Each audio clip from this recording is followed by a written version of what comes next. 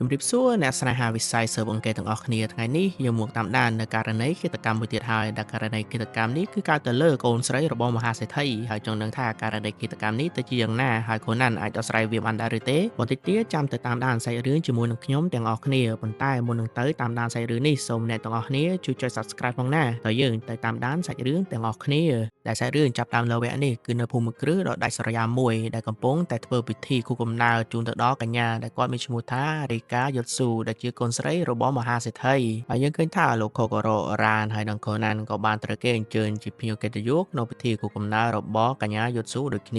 ាហើយនៅក្នុងកម្មវិធីនោះក៏មានកំឡុងហៃសូចូលរួមផងដែរដែលមានដូចជាលោកតាកាស៊ីអ៊ីជីដាលោកយូជីនីកៃដូលោកតាគូយ៉ាមីហ្វុននិងចុងក្រោយគេគឺលោកអូសាមុកូជូដែលពួកគេទាំង4នាក់នេះគឺកំពុងតែនិយាយឆ្លុះប្រកែកគ្នាតើនរណាជាម្ចាស់បេះដូងរបស់អ្នកនាងយុតស៊ូដែលកំពុងនិយាយឆ្លុះប្រកែកគ្នាសោកៗស្រាប់តែមានបារម្ភម្នាក់ដែលគាត់មានឈ្មោះថាម៉ាសាស៊ីរ៉ូគូដាចេញមកនិយាយសម្រុងសម្រួលពួកគេកុំឲ្យឆ្លោះគ្នាហើយក្នុងចំណោមបារម្ភទាំង4នាក់នោះគឺមានតែលោកមីហ្វូនទេមិនចង់បានអ្នកនាងយុតស៊ូធ្វើជាប្រពន្ធហើយក្នុងពេលនោះដូចគ្នាកូនណាន់កំពុងតែស្វែងរកបន្ទប់ទឹកប៉ុន្តែគាត់ឆ្ងល់ថាហេតុអ្វីផ្លូវទៅបន្ទប់ទឹកបែរជាមានភ្លើងបែបនេះតែខណៈពេលនោះកូនណាន់ក៏បានស្វែងរកបន្ទប់ទឹកឃើញប៉ុន្តែចៃដន្យអីបន្ទប់ទឹកនោះគឺគ្មានភ្លើងនោះទេហើយក៏បានជួបនៅនារីចំណាំម្នាក់ដែលគាត់មានឈ្មោះថាយូនីណាណាអូហើយលោកយាយណាណាអូក៏បានប្រាប់ពីទីតាំងបន្ទប់ទឹកដែលអាចប្រើបាននៅកន្លែងផ្សេងហើយយប់ក៏បានមកដល់កម្មវិធីក៏បានចប់ពួកគេក៏បានរៀបចំខ្លួនទៅផ្ទះវិញប៉ុន្តែភ្លាមនោះពួកគេក៏បានស្វែងរកឃើញថាកង់ឡានរបស់ពួកគេត្រូវបាននរណាម្នាក់ចាក់ឲ្យធ្លាយបាត់ទៅហើយមានតែឡានរបស់លោកខូការ៉ូទេដែលមិនមានបញ្ហាអ្វីកើតឡើ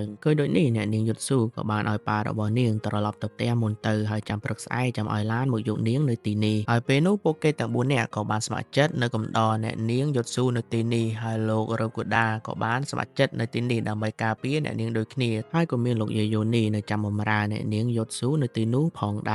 របន្ទាប់ពីនោះមកពួកគេទាំងអស់គ្នាក៏ត្រឡប់ចូលទៅក្នុងផ្ទះវិញហើយនៅពេលនោះអ្នកនាងយុតស៊ូក៏បានបបួលគ្នាដើម្បីលេងបៀទុកជាការកម្សាន្តហើយភ្លាមនោះលោកមីហ្វូនបានបដិសេធលេងបៀជាមួយនឹងអ្នកនាងយុតស៊ូដែលគាត់ចង់ត្រឡប់ទៅផ្ទះតែប៉ុណ្ណោះហើយពីអ្នកនេះគឺមានការឆ្លុះប្រកែកគ្នាយ៉ាងខ្លាំងហើយក្នុងពេលនោះទើបយើងដឹងថាអ្នកនាងយុតស៊ូនិងលោកមីហ្វូនធ្លាប់ជាគូដណ្ដឹងនឹងគ្នាប៉ុន្តែអ្នកនាងយុតស៊ូគឺបានទាត់លោកមីហ្វូនចោលហើយលោកមីហ្វូនក៏បានទៅសំសោឡានរបស់លោកខូការ៉ូដើម្បីត្រឡប់ទៅផ្ទះបន្ទាប់ពីបានសោរួចហើយខណៈពេលនោះអ្នកនាងយុតស៊ូក៏បានទះសោនោះចេញពីដៃលោកមីហ្វូនហើយអ្នកនាងយុតស៊ូក៏បាននិយាយថាបើគ្មានបញ្ជាពីខ្ញុំគ្មាននរណាអាចចេញពីផ្ទះនេះបានទេដោយសារតែអំណាចគ្រួសាររបស់អ្នកនាងយុតស៊ូខ្លាំងខណៈពេលនេះលោកមីហ្វូនគឺមិនអាចមិនគោរពសម្ដីរបស់អ្នកនាងបានឡើយបន្ទាប់ពីនិយាយរួចហើយអ្នកនាងយុតស៊ូក៏បានត្រឡប់ទៅបន្ទប់របស់នាងដើម្បីមុជទឹកនិងផ្លាស់សម្លៀកបំពាក់សាជាថ្មីហើយយប់ក៏កាន់តែជ្រៅខណៈពេលនេះពួកគេកំពុងតែលេងបៀដើម្បីបំបត្តិការអបសក់ដែលពួកគេកំពុងតែលេងហើយពួកគេក៏បានឆ្ងល់ថ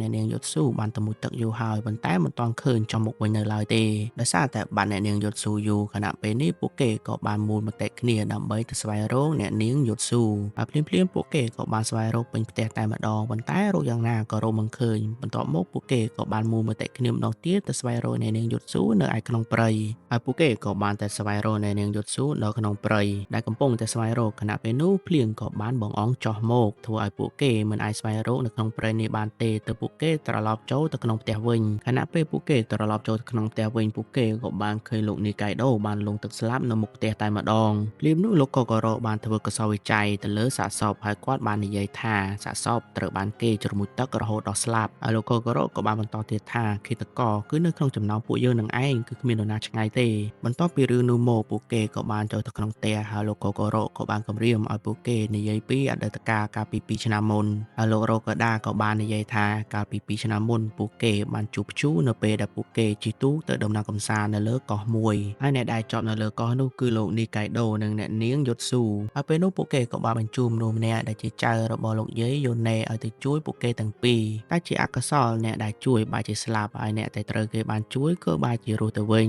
ញតែមកមើលរ៉ានិងលោកយាយយូណេវិញខណៈពេលនេះពួកគេទាំងពីរកំពុងតែឆុងកាហ្វេបន្ទាប់មកយើងឃើញថាមាននរណាម្នាក់បានដាក់ថ្នាំចូលទៅក្នុងកាហ្វេរបស់រ៉ានដែលក្រោយមកទើបយើងដឹងថាថ្នាំនោះគឺជាថ្នាំងងុយដេកហើយលោកយាយយូណាក៏បានយកកាហ្វេទាំងអស់នោះទៅឲ្យគ្រប់គ្នាបានផឹកដើម្បីស្វែងរកអ្នកនាងយុតស៊ូនៅយប់នេះដែលបន្ទាប់ពីផឹកកាហ្វេរួចហើយរ៉ានហាក់ដូចជាងងុយដេកខ្លាំងមែនទែនដែលនាងសុំលោកកូការ៉ូដេសិនដោយលោកយាយយូណេជាអ្នកមើលថែនាងដែលបន្ទាប់មកពួកគេក៏បានស្វែងរកអ្នកនាង យុទ្ធស៊ូនៅក្នុងផ្ទះម្ដងទៀតដែលលើកនេះគឺស្វែងរកគ្រប់ទីកន្លែងតែម្ដងដែលពួកគេស្វែងរកយ៉ាងណាក៏នៅតែមិនឃើញតែខណៈពួកគេកំពុងតែដើរត្រឡប់មកវិញខណៈពេលនោះភ្លើងនៅក្នុងផ្ទះក៏បានដាច់តែភ្លាមនោះពួកគេក៏បានឃើញមានបង្អួចមួយត្រូវបានគេវាយកំទេចដែលពួកគេសង្ស័យថាឃាតករបានវាយកំទេចបង្អួចនេះរួចរត់ចូលទៅក្នុងព្រៃដែលគិតថាឃាតកររត់ចូលទៅក្នុងព្រៃពួកគេទាំងអស់គ្នាក៏បានរត់ចូលទៅក្នុងព្រៃដូចគ្នាឯចំណែកលោកយាយយូណេក៏បានតាមមកដូចគ្នាតែឃើញលោកយាយយូណាមកភ្លាមខូណានដឹងថារ៉ានប្រកាសជាមានគ្រោះថ្នាក់ឯរ៉ានឯនេះវិញត្រូវបានឃាតករ3នាងចូលទៅក្នុងបន្ទប់ទឹកពេលចូលដល់ក្នុងបន្ទប់ទឹកហើយឃាតករក៏បានចាប់ចំណុចរ៉ានដើម្បីសម្លាប់នាងប៉ុន្តែជាសំណាងល្អខូណានក៏បានមកជួយរ៉ានតាន់ឯចំណែកឃាតករក៏បានរត់ចេញពីទីនោះបាត់ទៅក្រោយពេលដឹងថារ៉ានមានសុវត្ថិភាពហើយខូណានក៏បានស្វែងរកនៅផុសតាងនៅក្នុងផ្ទះនេះបន្តទៀតតែគាត់ចាប់អារម្មណ៍ថាម៉ាស៊ីនត្រជាក់នៅក្នុងផ្ទះនេះគឺត្រូវបានគេកំណត់ម៉ោងឲ្យបើកក្នុងពេលតែមួយទាំងអស់តែម្ដងដែលបន្ទាប់មកពួកគេក៏បាននៅជុំគ្នាដោយសារតែហេតុផលថាខ្លាចឃាតករលបសម្លាប់ពួកគេម្ដងមួយហើយដោយសារឃើញលោកខូការ៉ូងងុយដេកពេកពេលនោះលោកអ៊ីជីដាក៏បានសម្រេចចិត្តទៅឆុងកាហ្វេជូនលោកខូការ៉ូហើយចំណែកលោកកូជូនិងលោកយាយយូណាក៏សុំទៅបន្ទប់ទឹកដូចគ្នាបន្ទាប់មកលោកអ៊ីជីដានិងលោកកូជូក៏បានយកកាហ្វេឲ្យខូណាននិងលោកកូការ៉ូបានផឹកហើយពេលនោះលោកអ៊ីជីដាក៏បាននិយាយថាខ្ញុំមិនបានដាក់ថ្នាំទេកុំភ័យឬក៏ទះស្មាលោកខូការ៉ូធ្វើឲ្យកាហ្វេក្តៅនោះក៏ពប់ទៅលើខ្លួនភ្លាមនោះទាំងខូណាននិងលោកខូការ៉ូក៏បានរត់សម្ដៅទៅបន្ទប់ទឹកដោយសារតែក្តៅពេកហើយអ្នកទាំងអស់គ្នាអញ្ចឹងទៅរកទឹកត្រជាក់ប៉ុន្តែពេលពួកគេបានចូលទៅក្នុងបន្ទប់ទឹកពួកគេក៏បានឃើញសាកសពរបស់អ្នកនាងយុទ្ធស៊ូនៅទីនោះដែលត្រូវបានឃាតករសម្លាប់ដោយជ្រមុជទឹកដោយទៅនឹងសាកសពរបស់លោកនីកៃដូដែរភ្លាមលោកខូការ៉ូក៏បានធ្វើកសោបវិច័យទៅលើសាកសពរបស់អ្នកនាងយុទ្ធស៊ូដែលសាកសពអ្នកនាងយុទ្ធស៊ូគឺត្រូវបានឃាតករចងដៃចងជើងឬក៏ជ្រមុជទឹកសម្លាប់នាងតែម្ដងខណៈពេលនោះខូណានក៏បានសួរទៅលោកអ៊ីជីដានិងលោកកូជូថាពីមុននឹងបន្តិចលោកបានទៅបន្ទប់ទឹកតាមមែនដែរឬទេហើយលោកអ៊ីជីដានិងលោកកូជូក៏បាននិយាយថាត្រូវហើយពួកខ្ញុំទាំងពីរទៅបន្ទប់ទឹកហើយបន្ទាប់ពីនោះពួកខ្ញុំបានទៅធ្វើកាហ្វេជូនលោកកូការ៉ូនិងខូណានឯងឲ្យផឹកនឹងភ្លាមលោកម៉ៃហ្វូនក៏បាននិយាយចាប់ប្រកាន់ទៅលោកអ៊ីជីដាថាបានសម្លាប់អ្នកនាងយុទ្ធស៊ូដែលគាត់លើកហេតុផលថាលោកអ៊ីជីដាបានចេញពីបន្ទប់ទឹករបស់ខ្លួនរួចក៏រត់ទៅបន្ទប់ទឹករបស់អ្នកនាងយុទ្ធស៊ូហើយក៏សម្លាប់អ្នកនាងយុទ្ធស៊ូនៅទីកន្លែងនោះតែម្ដងហើយយើងឃើញថាពួកគេទាំង4នាក់ក៏ចាប់ផ្ដើមឆ្លោះគ្នាដោយចាប់ប្រកាន់គ្នាទៅវិញទៅមកថានរណាជាគិតករពេលនោះលោកកូការ៉ូក៏បានចេញមកហើយនិយាយថាមើលមកឆ្លោះគ្នាទេតាមពិតទៅអ្នកនាងយុទ្ធស៊ូគឺបានស្លាប់តាំងពី7ម៉ោងមុនម្លេះគឺអំឡុងពេលដែលយើងអង្គុយលេងបៀនឹងឯងអញ្ចឹងមានន័យថាពួកឯងមិនមែនជាគិតករទេនៅពេលនោះដូចគ្នាកូណានកំពុងតែពិនិត្យមើលសាកសពប៉ុន្តែកូណានមានការឆ្ងល់ថាហេតុអ្វីបានជាអាវរបស់អ្នកនាងយុទ្ធកោសើមខ្លាំងយ៉ាងនេះហើយទាំងគិតករយកខ្សែនិងយកស្កតរុំខ្លួនរបស់ជនរងគ្រោះបែបនេះក្នុងពេលនោះដូចគ្នាលោកកូការ៉ូក៏បានឆ្ងល់ថាហេតុអ្វីពួកយើងមកឆែកឆេរនៅទីនេះមុននេះមិនឃើញសាកសពរបស់អ្នកនាងយុទ្ធស៊ូដូច្នេះហើយក្នុងពេលនោះលោកកូការ៉ូក៏បានសន្និដ្ឋានថាគិតករប្រហែលជាសម្លាប់មិនរើសមុខនោះទេនេះមានន័យថាគិតករឲ្យតែមានឱកាសសម្លាប់នរណាម្នាក់គិតករនោះនឹងសម្លាប់នៅកន្លែងភ្លាមដែលខុសពីលោកខូការ៉ូខូណានបែរជាគិតថានេះមិនមែនជាការសម្លាប់មិនរើសមុខនោះទេ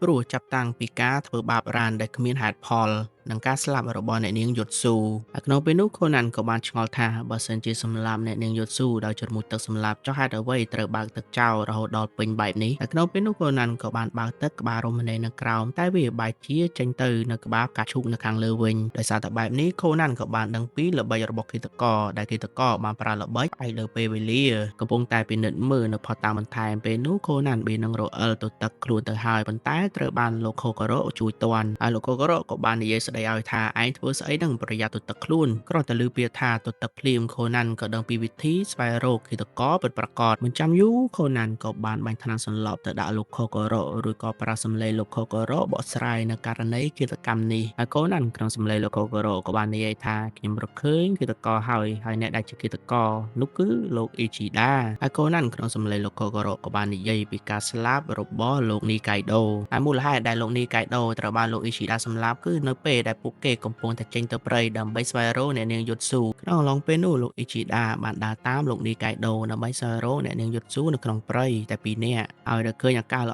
អលោកអ៊ីជីដាក៏បានចាប់ជ្រមុជទឹកសម្លាប់លោកនីកៃដូនៅទីកន្លែងនោះតែម្ដងហើយដើម្បីឲ្យគ្រប់គ្នាកាន់តែច្របល់លោកអ៊ីជីដាបានបង្កើតការដាច់ភ្លើងคล้ายៗដែលគាត់បានកំណត់តេឡេបញ្ជាម៉ាស៊ីនត្រជាក់ទាំងអស់ឲ្យបើកដំណើរការក្នុងពេលតែមួយនិងកំណត់ម៉ាស៊ីនកម្ដៅឬក៏ microwave ឲ្យដំណើរការព្រមគ្នាផងដែរដែលការប្រើប្រាស់ ធម្មពលដ៏ច្រើនសន្ធឹកសន្ធាប់បែបនេះធ្វើឲ្យឌីសុងទ័រធ្លាក់ចុះបណ្ដាលឲ្យដាច់ភ្លើងដែលនេះគឺជាភស្តុតាងច្បាស់ណាស់ដែលតែលេម៉ាស៊ីនត្រជាក់ទាំងអស់ត្រូវបានកំណត់ម៉ោង12កន្លះដែលជាពេលវេលាដែលបានដាច់ភ្លើងហើយចំណែកម៉ាស៊ីន microwave ក៏នៅមានកម្ដៅនៅឡើយបន្ទាប់ពីបានដាច់ភ្លើងហើយលោក Ishida បានលួចកំណត់ម៉ោង microwave ទុកជាមុនក្នុងពេលដែលគាត់ធ្វើជាឆែកមើលផ្ទះបាយនិងក្នុងអំឡុងពេលដែលដាច់ភ្លើងនោះលោក Ishida បានវាយបំបែកបង្អួចដើម្បីធ្វើឲ្យមើលទៅដូចជាឃាតករបានរត់គេចខ្លួនហើយខណៈដែលពួកគេកំពុងតែដេញចាប់នៅឃាតករខ្លាំងៗនោះគាត់ក៏បានធ្វើជាបង្វេងក្នុងព្រៃរួចក៏ត្រឡប់មកផ្ទះវិញហើយក៏បានវាយប្រហាររ៉ានហើយការវាយប្រហារនេះមិនមែនមានបំណងសម្លាប់នាងទេគឺគាត់គ្រាន់តែត្រូវការសាក់សីម្នាក់ដើម្បីឲ្យគេជឿថាឃាតករគឺជាអ្នកក្រៅហើយនឹងថាអ្នកនាងយូតស៊ូត្រូវបានសម្លាប់តាមរបៀបដូចគ្នាហើយច្រើនម៉ោងក្រោយមកអ្នកនាងយូតស៊ូក៏បានលង់ទឹកស្លាប់នៅក្នុងអាងហើយលោក Ishida ក៏បានយកសាកសពនាងចេញហើយក៏ដាក់នៅក្បែរអាងទឹកដែលផុសតាងចុងក្រោយដែលអាចចោទប្រកាន់ក៏បាននោះគឺទឹកដែលជាប់នៅលើអាវរបស់គាត់ខណៈពេលដែលអ្នកផ្សេងទៀតមានស្នាមសើមតូចៗដោយសារការលាងដៃឬមុខដៃអាវរបស់លោក Ishida បែរជាសើមរហូតដល់កែងដៃដែលនេះបង្ហាញថាគាត់បានដកអាវក្រៅហើយក៏មូលដៃឡើងលើដើម្បីលើកសាកសពរបស់អ្នកនាងយូតស៊ូចេញពីអាងទឹកហើយនៅពេលប្រឈមមុខនឹងភស្តុតាងលោក Ishida ក៏បានសារភាពហើយគាត់ទទួលស្គាល់ថាគាត់បានសម្លាប់ទាំងយូតស៊ូនិងនីកៃដូបន្ទាប់ពីពួកគេបានសារភាពថាបានបោះបង់ចោលអ្នកនាងយេកូហើយគាត់អះអាងថាពួកគេគឺសុំតែស្លាប់ហើយគាត់សម្លាប់អ្នកទាំងពីរនាក់នេះគឺគាត់ចង់សងសឹកជូនទៅដល់អ្នកនាងយេកូតែប៉ុណ្ណោះដែលទោះជាយ៉ាងណាក៏ដោយលោកយាយយ៉ូនីក៏បានស្ដីបន្ទោសឲ្យគាត់យ៉ាងខ្លាំងថាជាមនុស្សល្ងង់ហើយក៏ចូលក្បែរសាកសពអ្នកនាងយូតស៊ូហើយក៏គាត់បាននិយាយថាទោះបីជាគាត់មិនអាចអត់ទោសចំពោះអ្វីដែលយូតស៊ូនិងនីកៃដូបានធ្វើចំពោះយេកូក៏ដោយក៏គ្មាននរណាម្នាក់ស័ក្តិសមនឹងស្លាប់ដោយហិង្សាបែបនេះទេដែលគាត់បញ្យល់ថារាល់ការស្លាប់ដោយសារហិង្សាបែបនេះតែងតែបន្សល់ទុកនរណាម្នាក់ឲ្យរងទុក្ខនិងសោកសៅដោយតែគាត់បានធ្លាប់ជួបប្រទះផងដែរហើយរឿងក្តីនេះក៏បានបញ្ចប់ដោយភាពស្ងៀមស្ងាត់ដោយទុកឲ្យមនុស្សគ្រប់គ្នាឆ្លងបញ្ចាំងថាតើការសោកខ្ពើមការសងសឹកនិងអំពើបាបពីអតីតកាលបានបំផ្លាញជីវិតមនុស្សជាច្រើនយ៉ាងដូចម្តេចហើយសម្រាប់ភាគនេះខ្ញុំសូមបញ្ចប់តែត្រឹមនេះសិនហើយខ្ញុំសង្ឃឹមថាអ្នកទាំងអស់គ្នាចូលចិត្តបើសិនជាចូលចិត្តសូមអ្នកទាំងអស់គ្នាចូលចុច Subscribe ផងណាហើយខ្ញុំនឹងជួបអ្នកទាំងអស់គ្នានៅភាគបន្តទៀតសូមអរគុណសូមជម្រាបលា